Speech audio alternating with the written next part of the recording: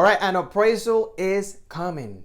What should you do? What should you expect? What do you need to know? That's a good question. So let's talk about that.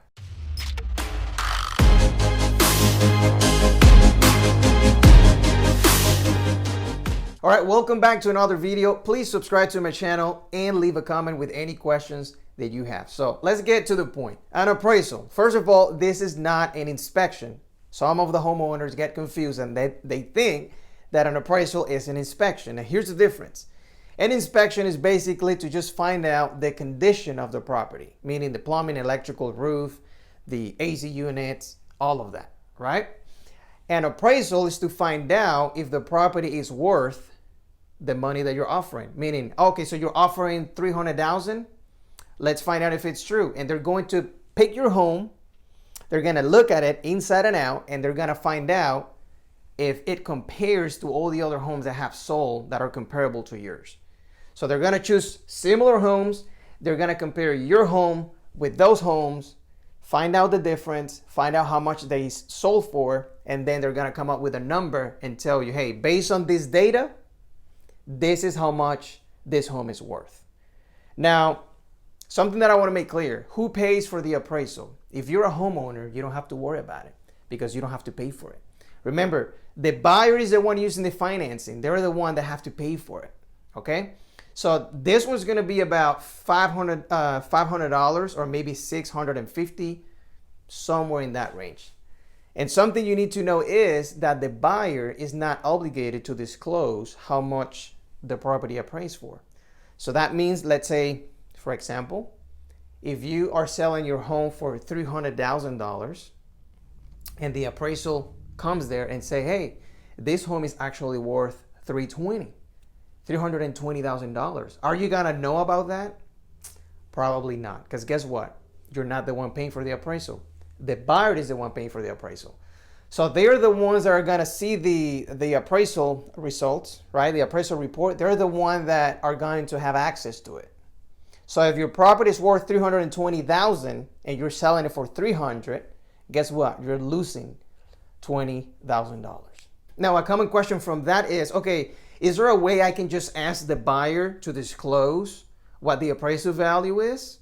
Yes, I mean, everything is basically negotiable, but more often than not, they're just gonna say no anyways, if they're winning, because it's not fair. That's only gonna cause more drama, okay?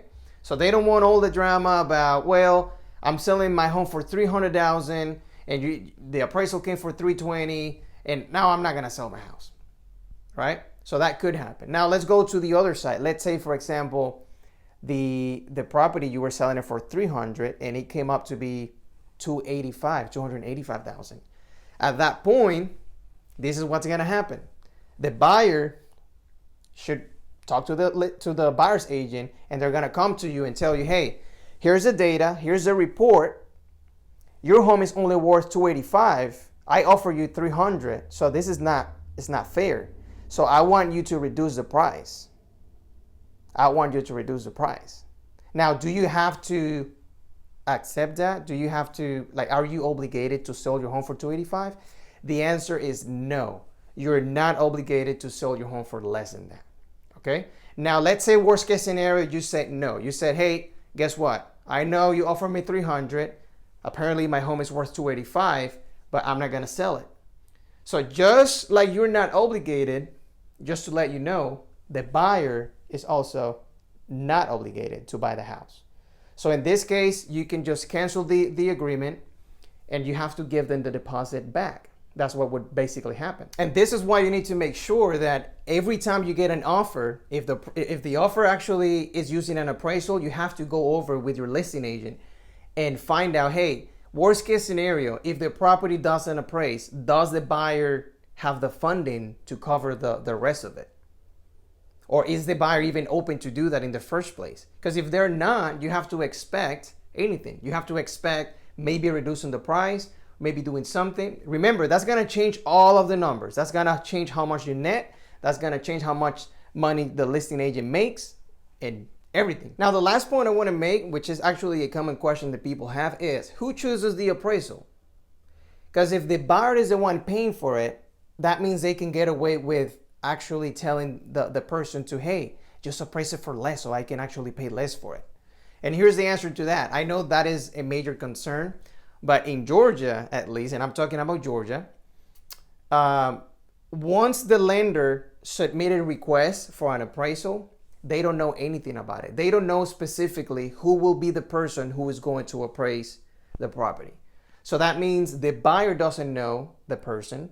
The lender personally doesn't know that person, only a third party. And this is made so there is no fraud, meaning to avoid people calling their cousin, their uncle, who is an appraisal. That way they can make more money or pay less. Make sense? So this is just to avoid fraud. You don't have to pay for it, but you don't know anything about it. The buyer pays for it, but he doesn't know anything about it either.